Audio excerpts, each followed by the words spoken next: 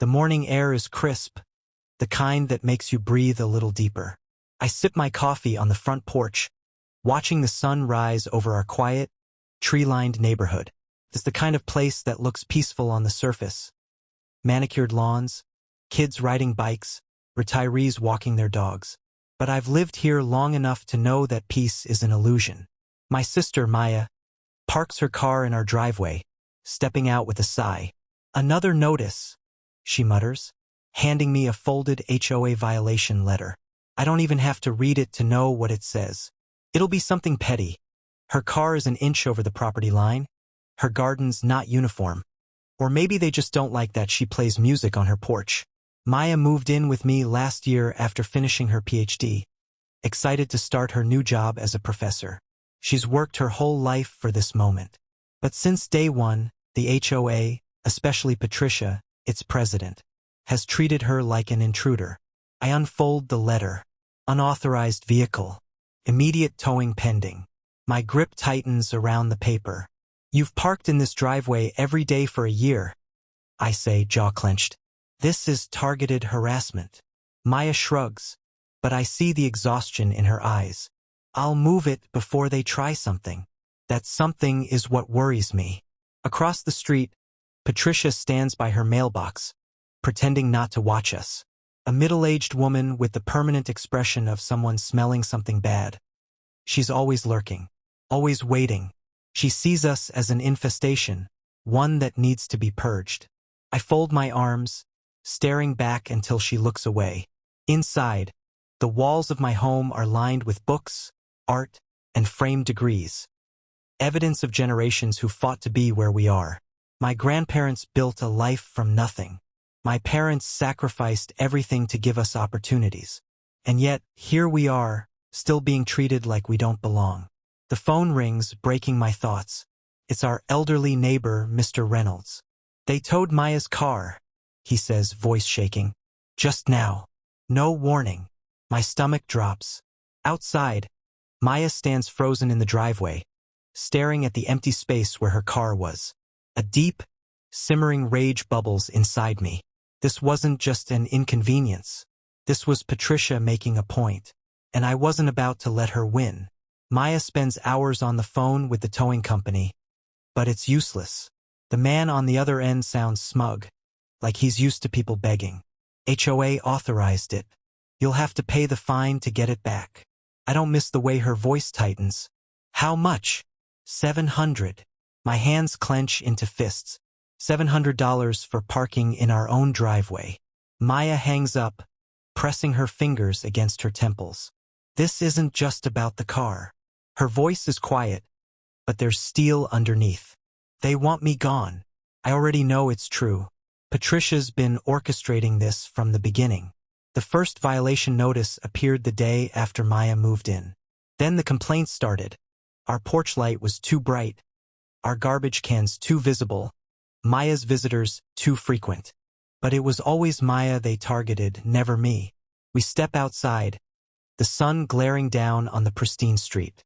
Across the way, Patricia is talking to another HOA board member, a wiry man with gray hair and a clipboard. She leans in close, whispering, before they both glance in our direction. A chill creeps up my spine. Maya exhales sharply. "They're planning something." I nod. "They already have." A few houses down, Mr. Reynolds watches from his porch, his wrinkled hands gripping the railing. He's been here for decades. Long enough to see the neighborhood change. Long enough to know exactly what's happening. He gives me a knowing look but says nothing. Something about the silence unsettles me. Later that evening, as I'm sorting through paperwork, my phone buzzes. A text from an unknown number. "HOA meeting tonight. Urgent." Maya leans over my shoulder. "They didn't tell us about a meeting. We weren't supposed to know." I grab my keys. If they're making decisions about us, they won't be doing it in the dark. The HOA meeting is held in the clubhouse at the end of the street, a building that looks more like a courthouse than a community center. The moment we step inside, conversation halts. Heads turn. Faces tighten. The air is thick with something unspoken, but I recognize it instantly. We aren't welcome here. Patricia sits at the center of the long table, flanked by her board members. She wears her usual smug expression, one manicured hand resting on a stack of papers. The moment her eyes land on us, a slow smile spreads across her face. You weren't invited. I fold my arms. The HOA makes decisions about all residents, doesn't it? I nod toward the documents in front of her. So let's hear what's so urgent. Patricia lets out a light, condescending laugh. This meeting is for HOA matters, not personal grievances. Maya's jaw tightens beside me, but I shake my head. Towing someone's car without notice isn't personal? Fining them hundreds of dollars isn't personal? I scan the faces in the room. Some people shift uncomfortably. Others look at Patricia for direction, waiting to be told what to think. Patricia sighs theatrically and lifts a document. Your sister's car was towed because of repeated violations. This isn't about her personally. It's about community standards. Maya scoffs. Community standards? Her voice is sharp now, cutting through the tension. I've seen other people park on the street for days. I've seen kids leave bikes in driveways. No tows. No fines. Patricia's face darkens. Are you accusing this board of discrimination? Silence. The unspoken rules of the neighborhood hang heavy in the air. You don't say the quiet part out loud. You don't challenge the ones who think they own the place. I take a step forward, lowering my voice. I'm accusing you of targeting my sister since the day she moved in. I glance at the board members. And I'm accusing everyone else of letting it happen. A few people exchange uneasy glances, but Patricia stays composed. She tilts her head, eyes gleaming. That's quite an accusation, she says smoothly, especially considering that your sister isn't even a homeowner. The words hit like a slap. Maya stills beside me, her hands curling into fists. That's what this is really about. Patricia doesn't see Maya as part of the community.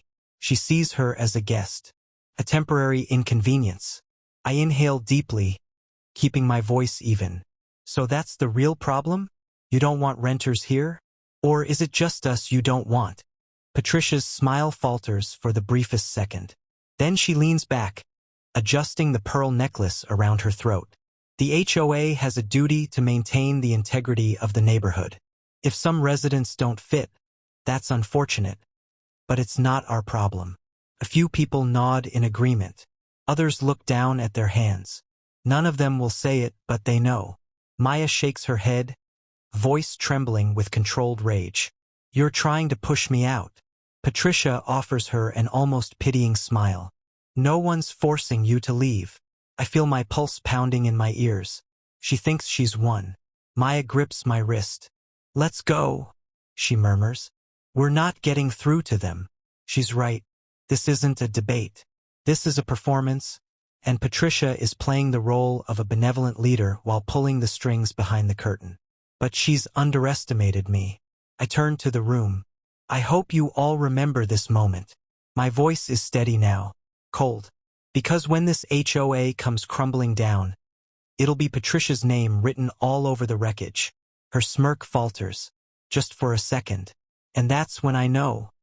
I've already started digging her grave. The next morning, I'm ready for war. Patricia thinks she's untouchable, that her power is absolute. But she made a mistake. She got cocky. And when people like her get cocky, they get sloppy. I spent all night digging. Public records, old HOA filings, anything I could get my hands on. And what I found, it's worse than I expected. Not just petty harassment. Fraud, corruption, illegal fines, misuse of funds. Patricia hasn't just been targeting Maya. She's been bleeding this community dry for years. And today she's going to pay. I stride into the HOA's monthly public meeting, Maya at my side. Unlike the last time, I don't wait for an invitation. I walk straight to the front, my laptop in one hand, a thick stack of papers in the other. Patricia is already seated, her usual smug expression firmly in place. She barely glances at me before addressing the room. Before we begin, I'd like to remind everyone that this is a space for civil discussion. Her eyes flick to me, her smile sharpening. Not personal vendettas. A few people chuckle. Others glance at me warily. They think she's already won. I set my papers down on the table. I couldn't agree more, which is why I'm here to discuss something that affects all of us. Patricia leans back in her chair, feigning boredom. We're not here to relitigate your sister's violations. I smile. Oh, this isn't about Maya. I turn to the audience. It's about the tens of thousands of dollars in illegal fines you've been paying. The room falls silent. Patricia's fingers tighten around her pen. That's a very serious accusation. I nod. It is. And I have proof. I turn my laptop toward the room and hit play. A video fills the screen, security footage from the tow yard. Patricia, standing beside the tow truck driver, laughing. Her voice is crystal clear. I don't care what the rules say. Take it. She won't fight back. Maya stiffens beside me. The room stirs. Someone mutters, She ordered it? Patricia's face is stone. That proves nothing. HOA presidents have discretion. I hold up my hand. I'm not done. I switch to another document. Let's talk about misuse of HOA funds. I scroll down a spreadsheet. $30,000 in community improvements that don't exist. HOA fees being funneled into a private account. Oh, and the company that towed Maya's car? Turns out they only tow from neighborhoods Patricia manages. And guess who owns a stake in that company? Gasps ripple through the crowd. A woman in the front row grips her husband's arm. She's been stealing from us? Patricia's mask cracks. For the first time, she looks rattled. This is a smear campaign. These numbers mean nothing. I arch an eyebrow. Then you won't mind explaining them to the state attorney? I pull out one last document and toss it onto the table. Because I've already reported it. Investigators are on their way. The color drains from her face. Checkmate. For the first time, Patricia looks afraid. The air in the room shifts. The smugness is gone. The certainty is gone. She knows she's caught. The board members exchange uneasy glances. Murmurs ripple through the crowd. Questions, anger, realization. They trusted her, and she betrayed them. Patricia forces a laugh, but it's shaky. This is ridiculous. Anyone can fake a spreadsheet. You expect people to believe some conspiracy theory? I tilt my head. Is that your official statement? Because I already sent this to the HOA's bank. I pull out my phone. They confirmed the transactions came directly from your account. Someone in the back curses under their breath. I press forward. You want to keep denying it? Fine. Let's talk about the homeowners you evicted over unpaid fines you had no right to charge. Or the residents who were forced to sell because of your rule changes. I look around the room. How many of you have been fined for things that never made sense? Hands go up. More than half the room. A man near the front stands. I got a $2,000 fine for my mailbox being the wrong shade of beige. A woman's voice trembles. She doubled our fees last year with no explanation. Said we agreed to it. Patricia's expression hardens. She's cornered. She turns to the board, desperate now. You can't actually believe this nonsense. But they're already shifting in their seats, uneasy. A balding man, Greg, the HOA treasurer, clears his throat. Patricia, I've been asking for a financial audit for months. And you always found an excuse to delay it. Patricia glares at him. Oh, so now you're turning on me? Greg hesitates, then squares his shoulders. If what he's saying is true, we need to investigate. The room erupts. Shouts, accusations, years of pent-up frustration spilling out. Patricia's perfect illusion is shattering right in front of her. And then the doors swing open. 2 uniformed officers step inside. The room falls silent. The lead officer scans the crowd before settling his gaze on Patricia. Patricia Whitmore? Her breath catches. She knows what's coming. The officer pulls a folded document from his pocket. We have a warrant to seize HOA financial records as part of an ongoing investigation into fraud and embezzlement. He nods toward my laptop. Mr. Carter, we received your report. We've already confirmed some of the flagged transactions. Patricia snaps. This is a witch hunt. You can't do this to me. I built this community. I own this community. Across my arms. Not anymore. The officers move in, but Patricia shoves back her chair, scrambling toward the exit. She makes it 2 steps before another officer blocks her path. Move, she shrieks. I know my rights. I'll sue all of you. Click. The sound of handcuffs snapping shut. The board members sit frozen, watching their queen fall. Patricia thrashes. You can't do this to me. I'm in charge. The officer tightens the cuffs. Not anymore, ma'am. The room explodes, not in chaos, but in something else. Relief. Patricia is dragged away, screaming about how she'll fix this. But everyone knows she won't, because the reign of HOA Patricia is finally over. The next morning, Patricia's mugshot is everywhere. The local news runs the headline on repeat. HOA president arrested in major fraud investigation. Social media explodes. Homeowners post horror stories, neighbors swap receipts, and reporters dig deep into her past. Turns out, she's been running scams for years, just never got caught. Until now. By noon, the entire board resigns. Their hands aren't clean either, but they're desperate to distance themselves. The HOA is in shambles. Without Patricia at the helm, the corruption unravels fast. Too fast.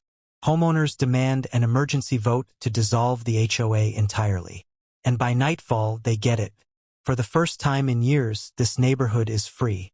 Maya stands beside me on our porch, sipping coffee, watching movers haul away what's left of Patricia's life.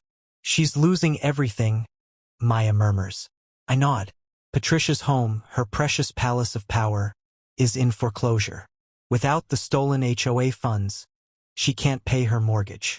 Poetic justice. A few neighbors stop by, hesitant. Greg, the former treasurer, clears his throat. Listen, I didn't know how bad it was. We should have spoken up sooner. Maya eyes him. But you didn't. He looks away. No, we didn't. A pause. Then, I'm sorry. It's not enough. But it's a start. Others come forward too. People who stayed silent, who let Patricia rule unchecked. Some apologize. Some just look guilty. Either way, they know. They let it happen. I don't say much, because they have to live with that. Weeks later, the neighborhood is different. Lighter. The ridiculous rules are gone. People repaint their houses, put up decorations Patricia once banned. Kids play outside again. It's not perfect, but it's better. Maya walks freely now, no threats, no fines, no fear. And me?